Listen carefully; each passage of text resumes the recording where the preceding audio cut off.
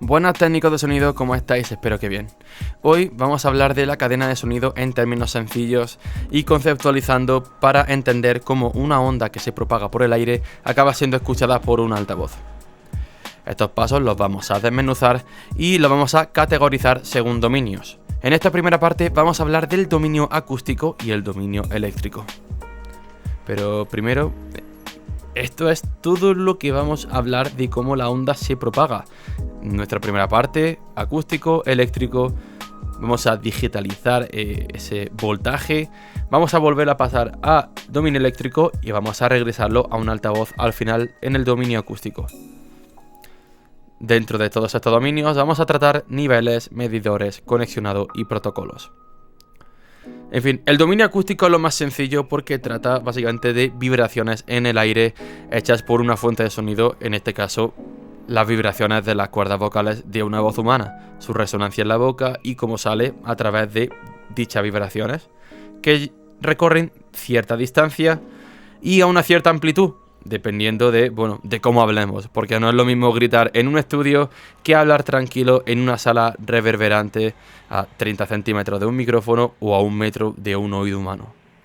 En ambos casos se puede medir de dos formas diferentes, por nivel de presión sonora, medida logarítmica, que lo que hace es asociar este volumen a lo que percibe el oído humano, y la fuerza literal que ejerce dicha vibración al aire. Este es el nivel de fuerza física que se mide en pascales y se mide con este instrumento, el sonómetro. Aquí hay una tabla comparativa de cómo se relacionan los pascales a los decibelios de presión sonora. Números muy diferentes, como podemos comprobar. En ambos casos, lo más importante del dominio y lo que vamos a tener en cuenta a la hora de sonorizar es la ley de atenuación por distancia, o conocida como ley del cuadrado inverso. ¿Esto qué quiere decir? Si tenemos un volumen inicial a X distancia, lo más probable es que si duplicamos esa distancia se bajen 6 decibelios. Aquí tengo un ejemplo donde tengo a 1 metro de distancia 100 decibelios de presión sonora, pero luego 94 decibelios de presión sonora duplicando la distancia, que no sumando 2, duplicando. Si tuviésemos aquí un tercero, habrían 88 decibelios de presión sonora a 4 metros de distancia. La fórmula a seguir es esta de aquí, donde para calcular el volumen final, tomamos el volumen inicial, hacemos el cálculo logarítmico y ese logaritmo lo multiplicamos por una división entre la distancia final y la distancia inicial. Aquí lo tenemos despejado, tomas captura, tenemos los 100 decibelios, tenemos la recta logarítmica. Este logaritmo, si lo queremos despejar, nos sale 6 decibelios. Es nada más restar el volumen inicial a la pérdida por distancia y nos sale aproximadamente 94 decibelios. Vamos a entrar al dominio eléctrico, a lo que realmente nos interesa si no queremos cargarnos nada o quedarnos electrocutados. El principio es lo siguiente: tenemos una voz humana, una fuente de audio. Tenemos que convertirla en voltaje. ¿Cómo lo hacemos? Mediante una fuente de voltaje conocido como un transductor, conocido como los plenos mortales, como un micrófono. Este va a ser nuestro fiel ayudante a convertir esto en ondas sonoras. Eso sí, lo hace bajo sus órdenes, sus parámetros, sus reglas. Este es lo que es conocido como el nivel de micrófono. Ahora entraremos en lo que es dBV y por qué una señal tan bajita como en milivoltios. Pero primero, los micrófonos, ¿por qué suenan bien? La señal del micro se divide en dos gracias a su conector, el XLR. El XLR funciona mediante una señal diferenciada. Esto lo que significa es que le da la oportunidad de dividirnos la señal en dos. Una tratada como lo que queremos, la señal, y otra tratada como ruido. En esta entrada diferencial lo que se realiza es una inversión de polaridad de nuestra señal para que a la hora de cruzarse lo que quede sea nuestra señal y el ruido se cancele. Básicamente cancelación de ruido mediante el XLR y llega a la mesa, a la mezcladora. No funciona igual con una señal de instrumento, con un cable de instrumento, debido a que solo comparte una señal Si lo metiéramos directamente a la mesa, en una de sus entradas de línea, seguramente tendremos más ruido que con un micrófono, aunque es cierto que más volumen. Pero lo más importante a tratar para no cargarnos nada en el proceso es la impedancia, la resistencia al paso de la corriente. Para ello he pillado dos ejemplos. Debido a que la impedancia la vamos a tratar más abiertamente volviendo al dominio eléctrico posteriormente, vamos a tratar una regla básica mediante ejemplos reales. En el manual del SM58, el micro día número 1 de todos los directos, tiene una impedancia de salida de 300 ohmios. Ohmios es la unidad de medida de la impedancia.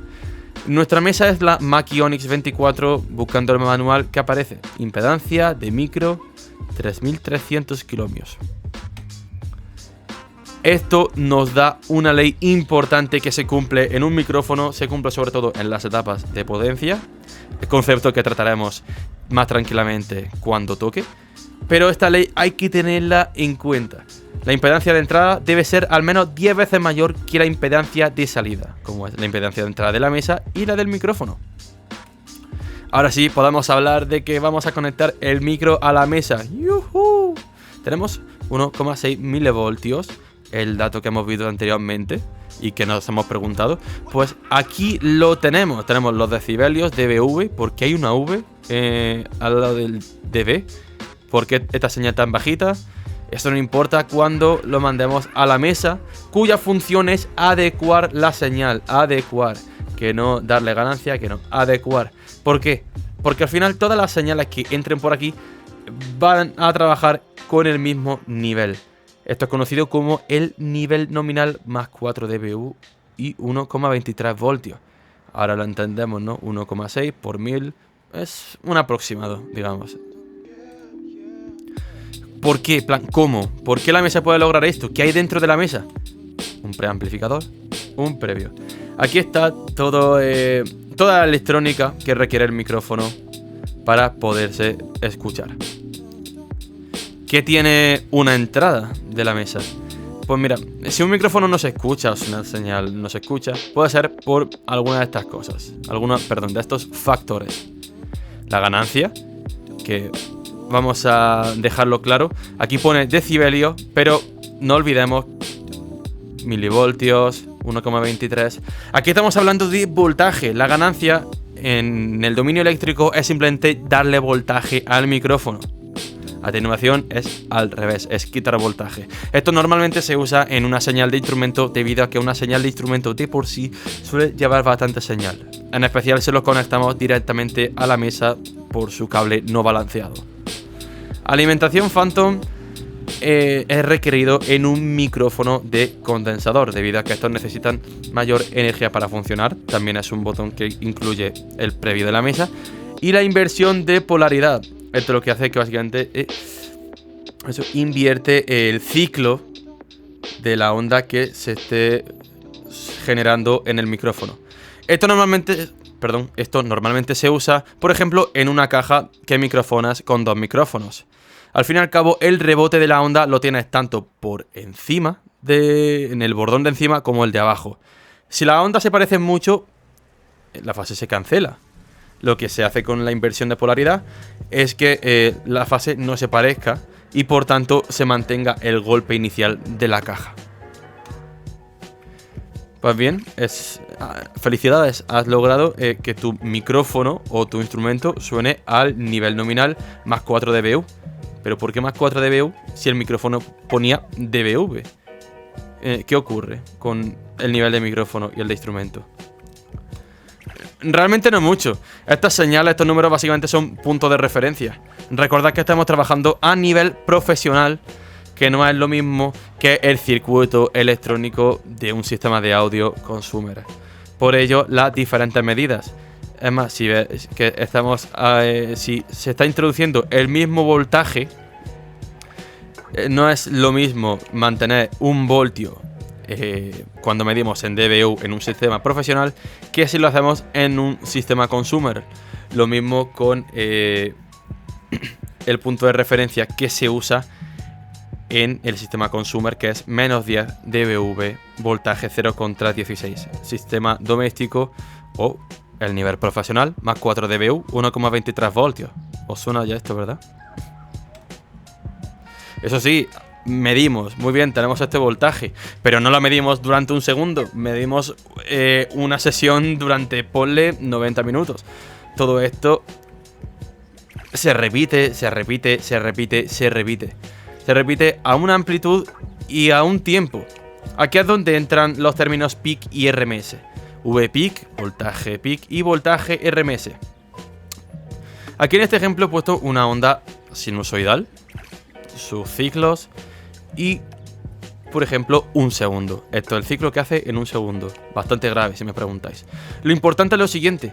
El peak es instantáneo. Estamos hablando de que todos los puntitos que vemos aquí son peak. Es el pico en ese preciso instante, en ese microsegundo. Mientras que el RMS toma toda la onda. Por ejemplo, aquí habría este pico. Este pico es bajísimo, no hay volumen. Aquí hay mucho volumen. Pero si dividimos todo eso entre un segundo, nos sale un promedio. Así que bueno, ¿qué hemos aprendido por el momento? Tenemos presión sonora, voz humana, a un micrófono que nos da cierta impedancia, nos da milivoltios. Es un traductor, lo pasamos a un preamplificador que hay dentro de una mesa para adecuar la señal al nivel nominal 1,23. Vibraciones, transductor, mesa. Vale, ¿cómo lo medimos? ¿Cómo sabemos si estamos picando, si hay demasiado voltaje? La mesa te ayuda. Estos son los medidores que vamos a encontrar dentro de la mesa normalmente. El vúmetro, que es el promedio, medidor de unidades de voltaje, y el picómetro, que es instantáneo. Si los viéramos en función, veríamos que el vúmetro tiene que mover esta aguja, y esta aguja se determina, bueno, la determina la persona que quiera determinarla. Normalmente un vúmetro tiene su propio sistema, el cual pueda determinar si quieres que te mida la señal cada 400 milisegundos, por ejemplo. Mientras que en el picómetro no hay tiempo de medida que valga, es instantáneo. Esto es lo que está sonando en el momento que está entrando la señal a la mesa. Así que nada, tenemos un resumen del dominio eléctrico, presión sonora, que entra a un transductor, tiene milivoltios, es señal de micrófono. Esto entra y se multiplica gracias a un preamplificador que hay dentro de una mezcladora. En esta mezcladora es donde le damos la ganancia. Y gracias a eso tenemos una señal adecuada que se puede medir mediante diferentes medidores de señal, sea el vúmetro o el picómetro. Tened muy en cuenta, por favor, la impedancia. No hay más que decir, cuidado con los aparatos, muchas gracias y nos veremos en la próxima explicando el dominio digital.